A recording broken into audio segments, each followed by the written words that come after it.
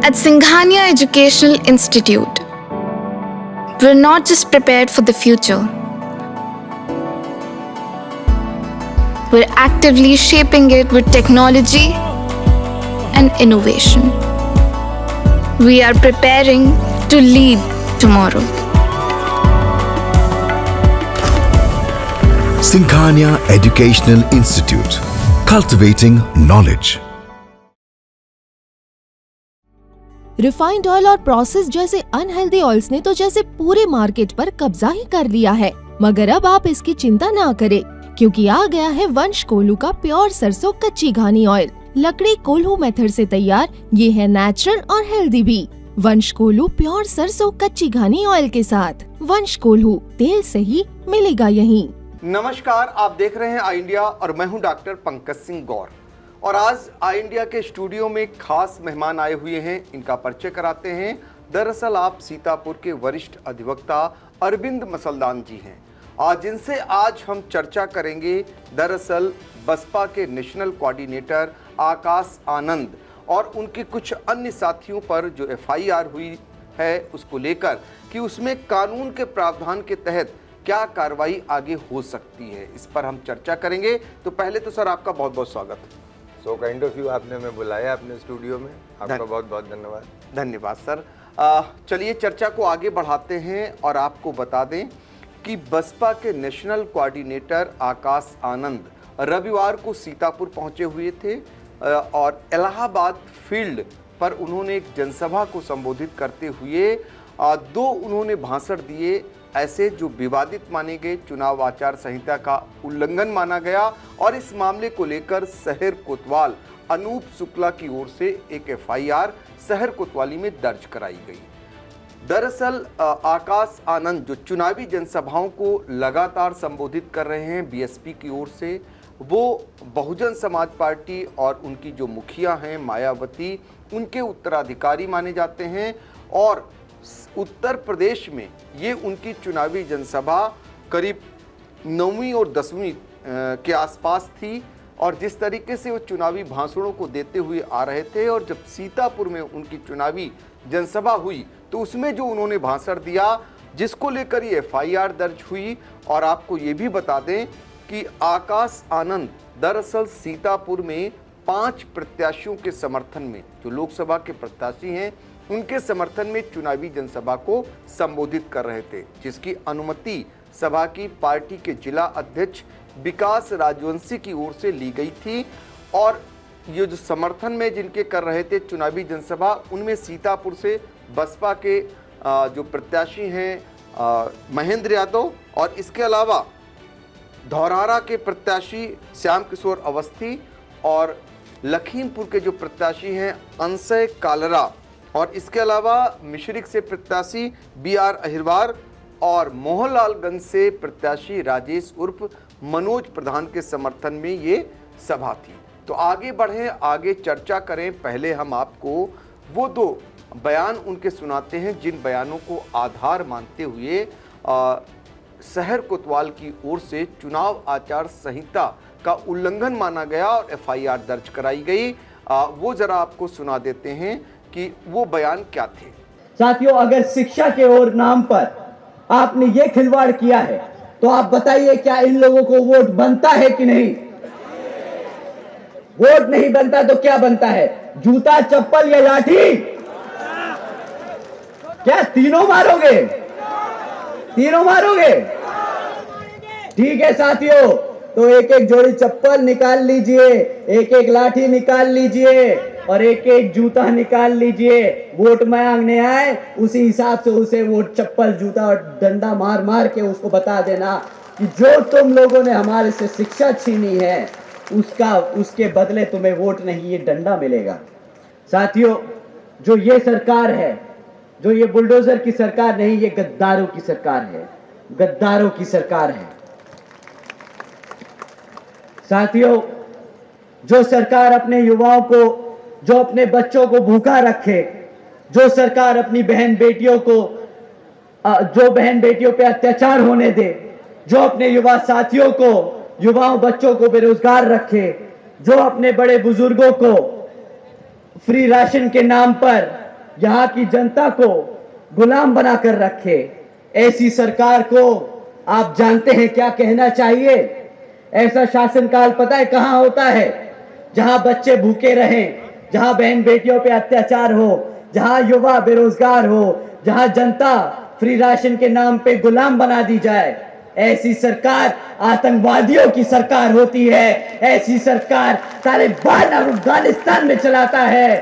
साथियों, इन सरकारों ने, भाजपा की सरकार बुलडोजर की सरकार नहीं, यह आतंकवादियों की सरकार है। अपनी आवाम को गुलाम बनाकर रखा है। ऐसी सरकार का समय आ गया है अब खत्म होने का।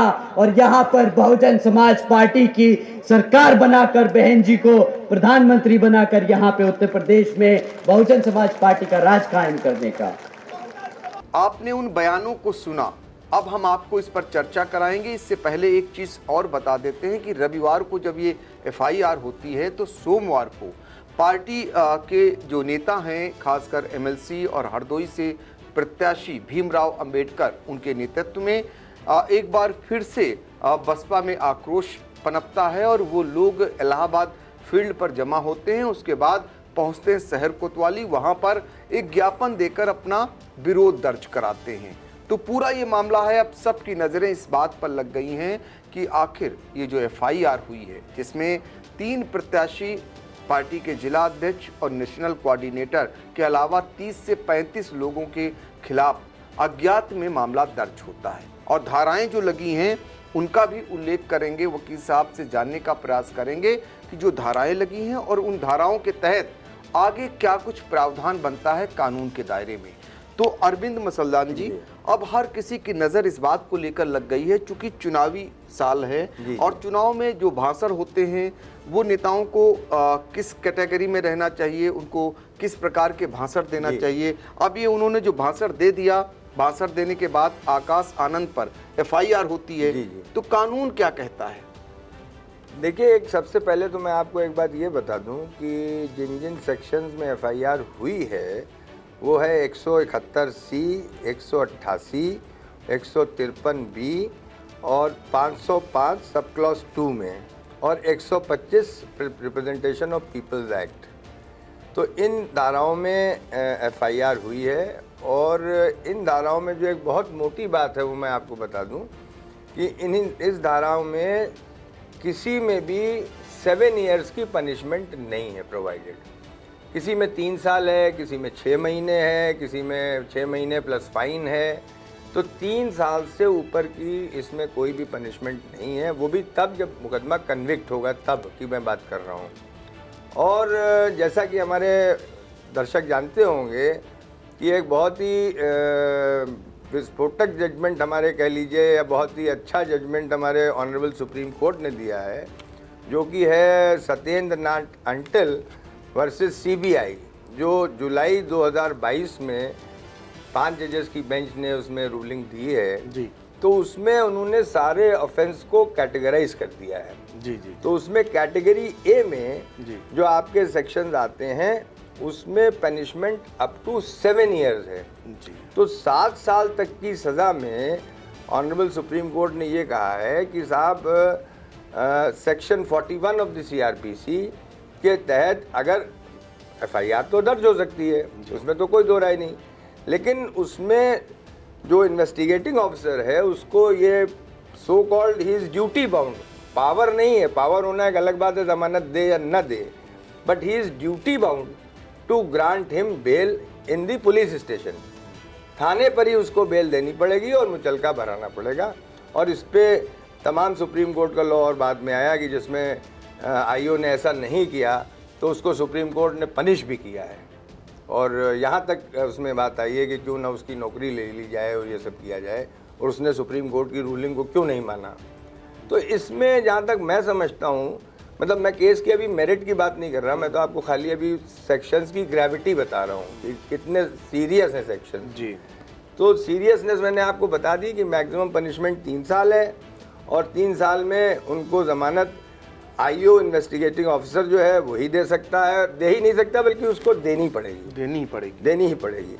और दूसरी चीज़ ये है कि अगर मान लीजिए वो सिचुएशन, उसको एक मुचलका सेक्शन 41 सीआरपीसी का जो है उसके तहत उससे खाली वो बेल बॉन्ड्स मतलब साइन करा लेते हैं, मुचलका जो बोला जाता है, पर्सनल बॉन्ड, और पर्सनल बॉन्ड पे साइन करा के उसको छोड़ देते हैं। और फिर जब उनको चार्जशीट लगती है उन सेक्शंस में तो कोर्ट से वो समन होते हैं एक्यूज्ड। जब कोर्ट से समन होता है तब उसके बाद उन्होंने कोर्ट्स पे भी एक राइडर लगा दिया है सत्येंद्रनाथ अंटिल की रूलिंग में जी कि साहब 7 इयर्स की पनिशमेंट जिसमें है उसमें अदालत को जमानत देनी ही पड़ेगी, क्योंकि आप बिला ट्रायल कंक्लूड किए हुए किसी भी मुल्जिम को, या अंडर ट्रायल कहलाता है हमारे यहाँ, उसको आप जेल में नहीं रख सकते हैं। अगर हीनियस ऑफेंस है, मर्डर है, 307 है जिसमें 7 ईयर से ऊपर की पनिशमेंट है, वो तो आदमी जेल जाते हैं और सालों जेल रहते हैं, ऐसी कोई बात नहीं। तो ये इसका लीगल एक एंगल है कि उनको ज़मानत मेरे हिसाब से खड़े खड़े मिल जाएगी। देखिए, आपने बहुत स्थिति को स्पष्ट करा दिया। दरअसल हर एक किसी की नज़र इस बात को लगी थी कि जो एफआईआर जिन धाराओं में दर्ज हुई है इसमें आगे क्या होगा। तो दो चीज़ें आपने बहुत ही स्पष्ट की अरविंद मसलदान जी। सबसे पहले एक चीज़ और जानना चाहेंगे, जैसे आप कहते हैं कि इसमें 3 साल की सजा का प्रावधान है, तो बिल्कुल स्पष्ट है कि इसमें गिरफ्तारी नहीं है ना, बिल्कुल नहीं, जेल नहीं जाना है जी। दूसरी आपने कहा कि इसमें जो जिनके खिलाफ मुकदमा हुआ है उन्हें थाने तो जाना पड़ेगा, लेकिन जो आईओ है उसे जमानत देनी ही पड़ेगी, धारा 41 के तहत देनी ही पड़ेगी। अब चलिए, ये बात स्पष्ट हो गई और सुप्रीम कोर्ट ने हालिया जो जजमेंट दिया है उसका आपने हवाला दिया। लेकिन अब इसमें एक और चीज़ बनती है, सेम ऐसा ही एक मामला आजम खां का आया था जी। आजम खां पर भी एफआईआर होती है जी, जी। और उनकी सदस्यता चली जाती है, लेकिन बाद में उनकी सदस्यता बहाल हो जाती है। क्या हुआ था, कुछ है आपकी जानकारी? मैं आपको पूरी बात बता देता हूं, और आजम खान साहब की बात से ही लेकर के मैं आपको उससे और बेटर एक केस है जी, जो मैं आपको बता दूं कि राहुल गांधी को डिफेमेशन केस में भी 2 साल की सज़ा हुई थी। तो सज़ा का मतलब ये होता है, इसको भी थोड़ा सा आप समझ लें कि अंडर ट्रायल और कन्विक्टेड पर्सन में फ़र्क क्या है। जी जी। अंडर ट्रायल वो होता है कि जो मुकदमा उसके खिलाफ चल रहा है, अभी जुर्म साबित नहीं हुआ है, वो अंडर ट्रायल कहलाते हैं। और जिस पे जुर्म साबित हो गया, मतलब कोर्ट का वर्डिक्ट आ गया, वो कन्विक्टेड कहलाता है। तो जब कन्विक्ट हो जाता है आदमी, चाहे 6 महीने का हो चाहे साल का हो, जैसे कि रिप्रेजेंटेशन ऑफ पीपल्स एक्ट में शायद है कि 2 साल की अगर आपकी पनिशमेंट है तो आपकी सदस्यता चली जाएगी, चाहे आप विधानसभा में हो, चाहे विधान परिषद में हो, चाहे आप लोकसभा में हो, चाहे राज्यसभा में हो, कहीं भी हो, तो आपकी सदस्यता चली जाती है। इसी तरीके से राहुल गांधी की भी सदस्यता, चूँकि वो कन्विक्ट हो गए थे, चली गई, वो चली गई। अब कन्विक्ट होने के बाद आप क्या करते हैं, आप हायर कोर्ट में अपील करते हैं उस कन्विक्शन के खिलाफ। तो जैसा कि हमारे यहाँ सीआरपीसी में प्रावधान है कि अगर 3 साल तक की कन्विक्शन आपकी है जी, तो आपको लोअर कोर्ट से ही बेल मिल जाती है, और ऑटोमेटिकली आपको अपील में भी बेल मिल जाती है। तो यहाँ पे एक बात समझना ये बहुत ज़रूरी है कि बेल मिलना और कन्विक्शन का स्टे होना जी, ये दोनों में बहुत बड़ा अंतर है।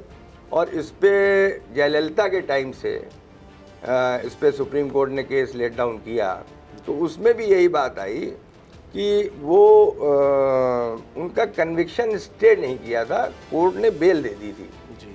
वो मैटर भी सुप्रीम कोर्ट तक आया, और सुप्रीम कोर्ट ने फिर उनका कन्विक्शन स्टे किया। जैसे आप राहुल गांधी वाले में देखेंगे कि उनकी सदस्यता भी चली गई, जैसे आजम खां की आप कह रहे हैं चली गई, फिर उनका मकान भी चल गया, जो भी कुछ हुआ, लेकिन अल्टीमेटली सुप्रीम कोर्ट ने उसको स्टे किया, कन्विक्शन को। तो कन्विक्शन का स्टे होना बहुत आवश्यक है, तभी आपको आपकी सदस्यता और अदर एमिनिटीज़ जो आपको मिलती हैं बतौर मेंबर ऑफ द हाउस, तभी आप अवेल कर सकते हैं। देखिए, बहुत क्लियर तरीके से दरअसल बताया, आपने समझाने की कोशिश की, और यही समझना चाहते थे बहुत सारे दर्शक और राजनीतिक दलों के वो नेता। चूँकि चुनाव आचार संहिता के तहत ये उल्लंघन माना गया और इसकी परमिशन बसपा के जिला अध्यक्ष की ओर से ली गई थी, जो जिनकी तरफ से एफआईआर दर्ज कराई गई वो शहर कोतवाल अनूप शुक्ला हैं, और उनकी ओर से जब एफआईआर होती है तो एफआईआर के तहत इन नेताओं का आगे का भविष्य क्या रहने वाला है, तो तो इस बात को आप क्लियर कर रहे थे। तो आपने भी भाषण सुने होंगे जी, इनके। जी। तो लगता है इसमें कहीं ना कहीं चुनाव आचार संहिता का उल्लंघन हुआ है शुरुआती दौर में। देखिए, उस जो मैंने जितना थोड़ी देर भाषण सुना है वो, तो उसमें थोड़ा सा मैं ये तो ज़रूर कहूँगा कि जो आपका कोड ऑफ कॉन्डक्ट है लॉ का, वही आपका इलेक्शन का, तो उसको वायलेशन है, लेकिन अब वो किस कॉन्टेक्स्ट में बोला जा रहा है, उसकी क्या पीछे उसकी आदमी की मोटिव क्या था बोलने का, तो ये बहुत से कंसिडरेशंस ट्रायल में आते हैं। और जब गवाही पेश होती है तो उसको हम लोग समझते हैं, उससे जीरा बहस करते हैं, तो उस समय पता लगता है कि साहब उनका क्या कहने का मकसद क्या था, क्या नहीं था। और एक बात मैं यहीं पे आपसे और कह दूं कि without prejudice to any party कि अब इलेक्शन में अगर नेता दूसरे नेता की बुराई नहीं करेगा तो करेगा क्या साहब। अगर हम मान लीजिए नेता हैं और हम लड़ रहे हैं, तो हम आपके लिए कहें कि नहीं साहब आपने तो बहुत अच्छे काम किए, तो फिर मैं क्यों लड़ रहा हूँ। तो थोड़ी बहुत बुराई तो सभी करते हैं, बुराई सभी करते हैं। देखिए, और दूसरी बात जानना चाहेंगे, जो वीडियो है जो बयान का, वो आधार बनेगा कोर्ट में, चूंकि उस जो भाषण दिया है जिसका आधार पुलिस ने लिया हुआ है कि इन्होंने अपने भाषण में ये कहा, और जैसे कि सरकार को, केंद्र सरकार को आतंकवादी कहा, आतंकवादियों की सरकार है, और जैसे कि जूता चप्पल लाठी मारने की बात आई, तो ये आधार बनेगा वहाँ पर कोर्ट में? नहीं, देखिए, आधार तो कई चीज़ों पे लागू होगा। सबसे पहली चीज़ तो प्रोसिक्यूशन को ये प्रूफ करना पड़ेगा कि जो भी सीडी का आधार हम बना रहे हैं वो सीएफएल जो आपका कहलाता है, जो आपका जहाँ पे जांच वगैरह होती है और आपका ये साइंटिफिक तरीके से देखते हैं कि साहब इसमें कोई चीज़, आजकल चूँकि इलेक्ट्रॉनिक मीडिया है, देखिए इलेक्ट्रॉनिक मीडिया में आप रोज़ सुनते होंगे कि साहब वो फलाने का चेहरा लगा दिया गया और धमाके का ये कर दिया गया, किसी की बात को बीच में घुसेड़ दिया गया। तो वो सब चीज़ें हमारे इलेक्ट्रॉनिक के जो आपके सीएफएल बना हुआ है, लखनऊ में भी है और भी तमाम जगह हैं, उसमें वो सीडी जाती है, उसमें देखा जाता है कि साहब इस पर कोई छेड़छाड़ हुई या नहीं हुई, उसकी रिपोर्ट की आवश्यकता होती है, और बहुत सी बातें होती हैं ट्रायल में। तो इस समय इस बात को कह देना कि बनता है या नहीं बनता है, ये प्राइमा फेसी, देखिए एक चीज़ अलग होती है, कॉन्क्लूसिव प्रूफ अलग होता है। हमारे लॉ में 2-3 चीज़ें हैं कि भाई प्राइमा फेसी केस बन रहा है कि नहीं बन रहा है। तो प्राइमा फेसी केस बनता है तभी एफआईआर होती है जी, इसको आप ऐसे समझ लें। अगर प्राइमा फेसी केस नहीं बन रहा तो एफआईआर ही नहीं होगी। अब प्राइमा फेसी केस बन गया, एफआईआर दर्ज हो गई। अब कॉन्क्लूसिव प्रूफ है कि नहीं है, वो चीज़ अलग हो गई, वो एविडेंस से वे करेगा, और वो जब एविडेंस से वे करेगा तो ये सब सीएफएल की रिपोर्ट और तमाम बातें, ये सब उसमें उस समय भाई हम लोग चार्ज पे बहस करते हैं, बिल्कुल, कि हमारे खिलाफ चार्ज बनता है हमारे मुल्जिम के खिलाफ कि नहीं। तो कई लोग डिस्चार्ज कर दिए जाते हैं, इसका भी प्रावधान है। तो ये सब चीज़ें ट्रायल की बात हैं, और प्राइमा फेसी तो केस बन ही रहा है, वरना एफआईआर नहीं होती। बिल्कुल, तो प्रारंभिक तौर पर ये केस बन रहा है, इसलिए एफआईआर हुई है। ये कहना है वरिष्ठ अधिवक्ता अरविंद मसलदान जी का, जिन्होंने पूरे आकाश आनंद के मामले को लेकर कानून क्या कहता है, आगे चलकर भविष्य क्या है, इसके बारे में स्थिति को स्पष्ट किया। और हम फिर किसी मुद्दे पर आपसे चर्चा करेंगे, क्योंकि बहुत सारे ऐसे कानून के मामले हैं जिन पर हम आपसे चर्चा करते रहते हैं, और ये इसलिए चूँकि समूचे उत्तर प्रदेश में आकाश आनंद के मामले को लेकर चर्चाओं का बाजार गर्म है, चूँकि आकाश आनंद बीएसपी में उभरते हुए युवा नेता हैं, और शुरुआती दौर में ही उन पर इस तरीके का जो मामला दर्ज हुआ है, ये आगे चलकर उनके भविष्य पर कितना असर डालता और उनके साथ जुड़े हुए पार्टी नेताओं पर कितना असर डालेगा, इन्हीं बातों को लेकर आज हमने बातचीत करने का प्रयास किया। तो हमें दीजिए इजाज़त, फिर मिलेंगे किसी नए मामले को लेकर। सर, आपका पुनः धन्यवाद। बहुत बहुत धन्यवाद पंकज जी, आपका मुझे स्टूडियो में बुलाने के लिए बहुत बहुत धन्यवाद। Thank you sir. Thank you.